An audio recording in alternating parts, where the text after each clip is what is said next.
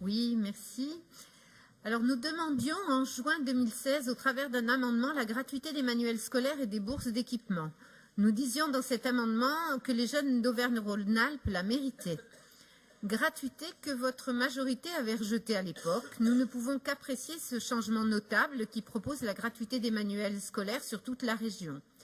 Pour nous, la gratuité n'est pas qu'une question de pouvoir d'achat, n'est pas un sujet de contexte politique, c'est un principe d'égalité républicaine de l'école publique et nous défendions cette gratuité dans notre projet politique en 2015.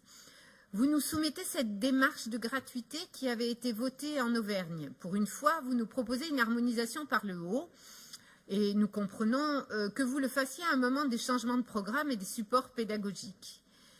Pourtant, cette gratuité révèle des contradictions vivantes au sein de la région au travers de la mise en difficulté des librairies de proximité par l'achat des livres par la région.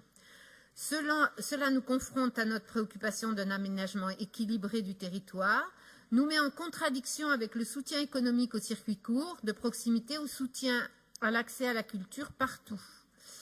Une étude d'Arva, par exemple, précise que sur 100 € investis chez un commerçant de proximité, 70% reviennent au local, alors que ce ne sont que 30% quand cet achat est réalisé auprès de groupes commerciaux nationaux. Des chiffres qui parlent d'eux-mêmes. Cette délibération ne répond pas au maintien du réseau des librairies. Actuellement, elle n'y répond pas. Nous souhaitons que ce débat en Assemblée soit le reflet des débats que tous les groupes politiques ont dû vivre face aux contradictions qu'il soulève. Si le principe de gratuité est un objectif partagé, sa mise en œuvre n'est pas aboutie. Elle était pourtant possible tout simplement en abondant en fonctionnement le pass région, solution que vous refusez au nom du sacro-saint investissement, de votre dogme du sacro-saint investissement, quitte à y sacrifier une partie des acteurs concernés.